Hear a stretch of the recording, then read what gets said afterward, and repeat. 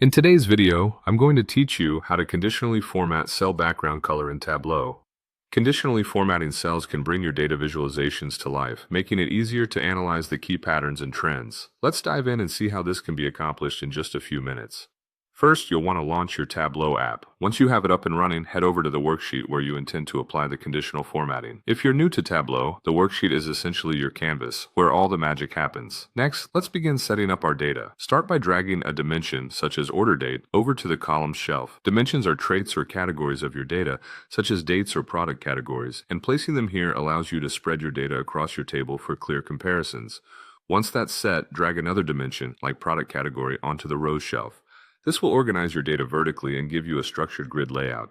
Now it's time to introduce our measure, which in this case we'll use sales. Drag this into the marks field and set it to label. The marks card controls the aesthetic details of your view, so setting the measure to label will display the sales figures within each respective cell. With your basic layout in place, we're now prepared to create a calculated field. Head over to the Analysis tab, click on it and select Create Calculated Field. You'll want to give this new field a name that signifies its function, for example KPI, which stands for Key Performance Indicator. After naming your calculated field, it's time to input your query. This query will dictate how the conditional formatting reacts based on the data. Once you've written your logic or formula, click OK to proceed. This calculated field serves as the logic that will drive the cell background coloring based on your conditions. Take this newly created calculated field and drag it into the marks field, setting it to color. The colors applied will now reflect the conditions specified in your calculated field, providing visual cues based on the data thresholds you've defined. For added depth, drag another measure, say quantity, into the marks field and set it to size.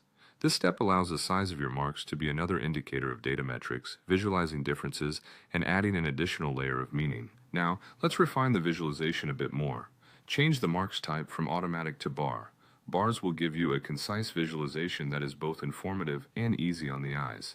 Finally, head to the quantity drop-down, navigate to measure, and select minimum to ensure the analysis reflects minimum data points. At this point, you can further adjust the size to fine-tune the appearance. And there you have it. You've successfully applied conditional formatting to cell backgrounds in Tableau, which can help highlight the most pertinent parts of your data. Play around with the sizes and colors until you've got the perfect visualization for your needs. Thanks for joining me today, and happy analyzing!